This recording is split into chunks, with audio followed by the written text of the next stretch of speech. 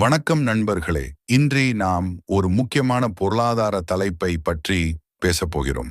அது macro economics. இது பலரை குழப்பக்கூடிய சொல்.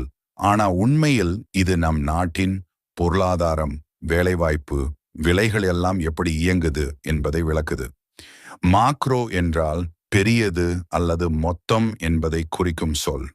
அதாவது மாக்ரோ எகனாமிக்ஸ் என்பது ஒரு நாட்டின் மொத்த பொருளாதாரத்தை பற்றிய ஆய்வு என்பதாகும். எக்ஸாம்பிள், ஒரு கடைக்காரன் வியாபாரம் எப்படி நடக்குது என்று பார்ப்பது மைக்ரோ எகனாமிக்ஸ். ஆனால் அந்த நகரம் முழுவதும் விற்கப்படும் பொருட்களின் அளவு, விலை உயர்வு, மக்கள் வருமானம் எப்படி இருக்குது என்று பார்க்கும் பொருளாதார பகுதிதான் மாக்ரோ எகனாமிக்ஸ். மாக்ரோ எகனாமிக்ஸ் 4 முக்கிய பாகங்களை கவனிக்கிறது. தேசிய வருமானம் என்பது நாட்டில் உற்பத்தியாகும் மொத்த பொருட்கள் மற்றும் சேவைகளே ஆகும். வேலையின்மை என்பது வேலை கிடைக்காத மக்களின் நிலை. விலை உயர்வு என்பது பொருட்களின் விலை உயர்வை அளக்கும் அளவுகோல். பொருளாதார வளர்ச்சி என்பது ஒரு பொருளாதாரம் எவ்வளவு வேகமாக வளருது என்பதை அறிவதாகும். எக்ஸாம்பிள், இந்தியாவின் வளர்ச்சி வீதம் 7% என்றால் அது ஜிடிபி உயர்வு அளவு. இது மாக்ரோ எகனாமிக்ஸ் அளவீடு. மாக்ரோ எகனாமிக்ஸ் மிகவும் முக்கியமானது. ஏனென்றால் அது அரசாங்கத்துக்கு சரியான முடிவுகள் எடுக்க உதவுகிறது. உதாரணமாக, அரசு பொருளாதார கொள்கைகள் ஃபிஸ்கல் பாலிசி அமைகிறது. இந்திய ரிசர்வ் வங்கி பணக்கொள்கை மானிட்டரி பாலிசி மூலம் வட்டி வீதங்களை மாற்றுகிறது. இது பணவீக்கம், இன்ஃப்ளேஷன் கட்டுப்படுத்தவும் வேலைவாய்ப்பை அதிகரிக்கவும் உதவுகிறது.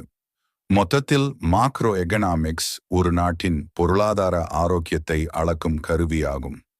Example, individual level economy is micro economics, national level economy is macro economics. Macro economics நமக்கு ஒரு நாட்டின் பொருளாதார நிலையை புரிந்து கொள்ள உதவுகிறது. இதை புரிந்து கொண்டால் உலகத்தில் நடக்கும் பொருளாதார மாற்றங்களை நமக்கு விளங்க வைக்கும். மாக்ரோ எகனாமிக்ஸ் என்பதை தமிழில் பேரியல் பொருளாதாரம் என்று அழைப்பர். பேரியல் பொருளாதாரம் என்பது பொருளாதார அமைப்பு முழுவதும் பற்றிய படிப்பாகும். பேரியல் பொருளாதாரத்தை வருவாய் கோட்பாடு என்றும் அழைப்பர். இது நாடுகள், மண்டலங்கள் என உலக அளவில் உள்ள பொருளாதாரம் அனைத்தையும் உள்ளடக்கியதாகும்.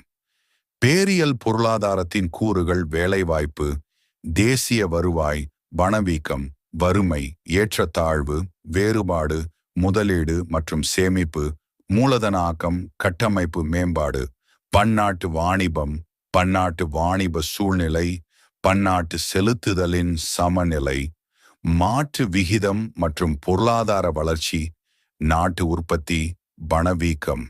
பேரியல் பொருளாதாரமானது நுண்ணியல் பொருளாதார கருத்துக்களுக்கு எதிரானது ஆகும். இதன் முக்கியத்துவம் நடப்பு பிரச்சனைகளை அறிவியல் பூர்வமாக விசாரணை மூலம் அறிய பேரியல் பொருளாதாரம் வாய்ப்பளிக்கிறது. அது மட்டுமன்றி பொருளாதார குறியீடுகளை பகுத்தாய்வு செய்யவும் அவைகளை ஒப்பிடவும் உதவுகிறது. பொருளாதார நெருக்கடிகளுக்கு தீர்வு காணவும் சரியான கொள்கைகளை உருவாக்கவும் எதிர்காலத்தில் நடப்பவைகளை முன்கூட்டியே கணிக்கவும் பேரியல் பொருளாதாரம் உதவுகிறது.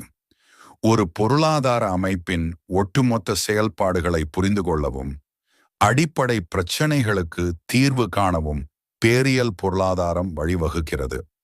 எதிர்கால பிரச்சனைகளை புரிந்து கொள்ளவும் தேவைகள் மற்றும் சவால்களை எதிர்கொள்ளவும் உதவுகிறது.